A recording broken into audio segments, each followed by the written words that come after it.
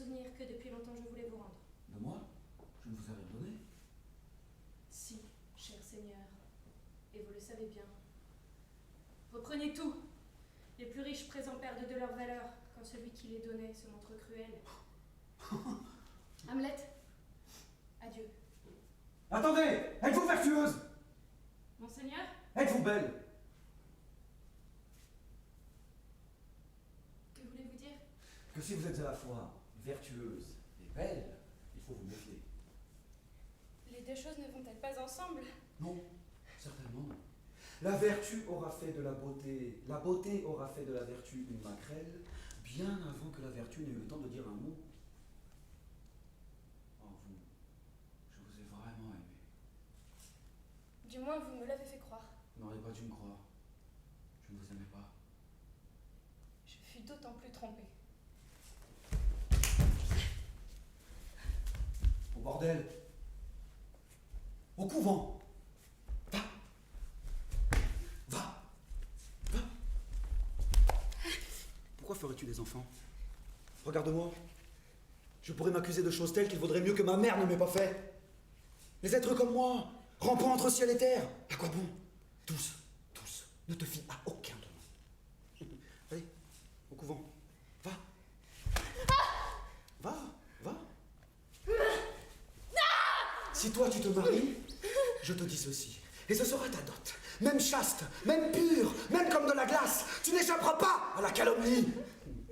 Allez, au couvent, va, adieu.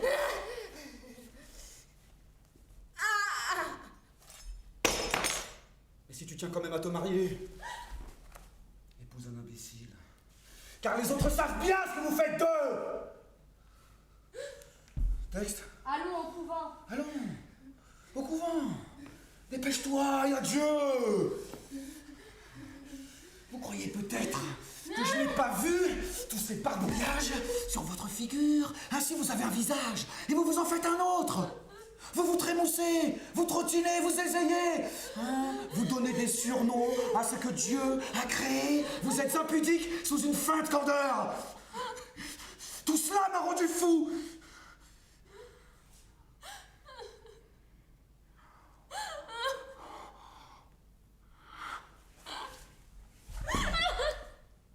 Qu'il n'y ait plus de mariage. Voilà ce que je dis. Ceux qui ne sont pas mariés, qu'ils restent comme ils sont. Les autres, qu'ils ne changent surtout pas. Ah, c'est le roi. Un rat, c'est un rat. Je suis le roi. Ôtez cette arme. On avait bougé, je croyais qu'on espionnait. Ôtez cette arme. Vous savez, on prend une vie dans le temps de dire un. Ces paroles m'échappent. Comme elles m'ont échappé. Ôtez cette arme. C'est le roi, Hamlet. C'est le roi.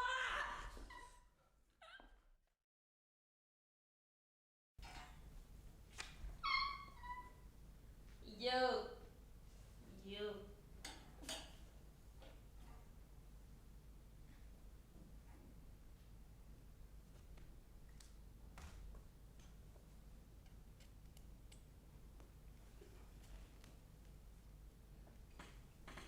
Tu es découvert.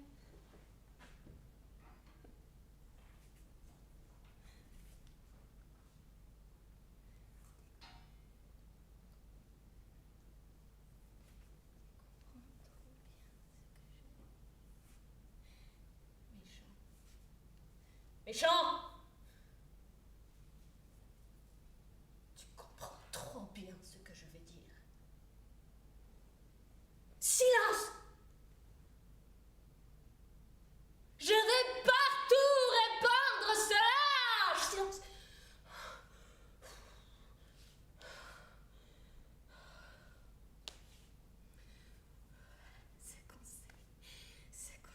On le sait. Mais c'est qu'on deviendra. Plus bas. Ce qu'on deviendra.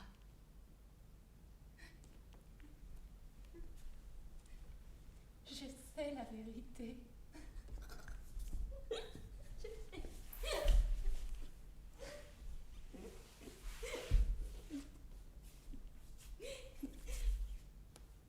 Je veux bien être patiente. C'est la vérité. Je veux bien être patiente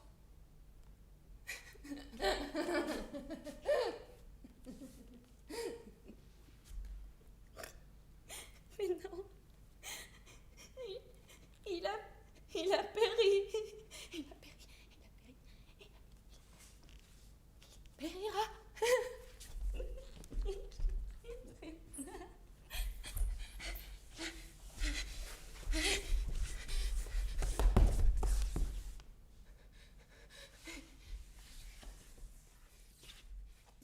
Qui pourra nous sauver?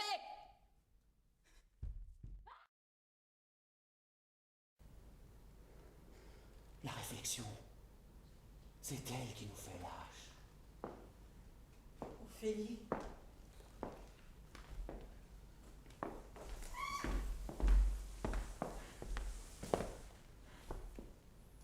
On la mette dans la terre.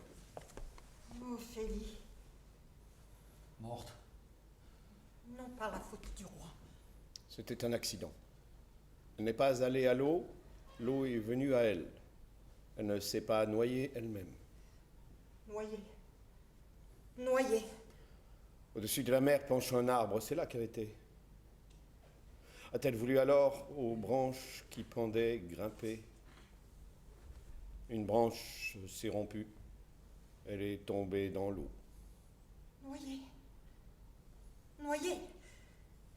Sa robe s'est ouverte et la soutenait sur les vagues, tandis qu'elle parlait doucement, insensible à sa propre détresse, ou comme un être fait pour cette vie de l'eau.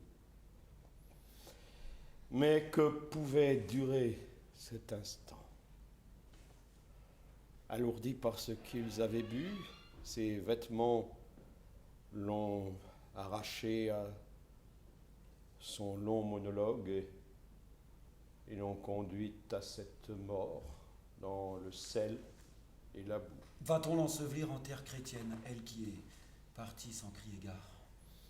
Un ordre du roi prévaut sur l'usage. Sa mort était suspecte, et sans cela, elle aurait reposé en terre profane jusqu'au dernier. Au lieu de prières, des cailloux, des tessons, des éclats de silex eussent été jetés sur elle. Que les fleurs aillent tout fleur. Désormais, tout ce qu'il y avait de femme en moi a disparu. Noyée. Noyée. Qui est coupable?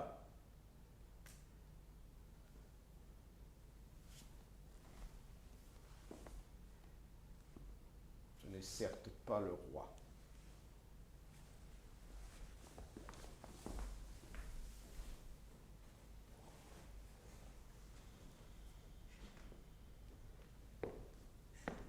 Au revoir, Ophélie. Oh, quelle honte.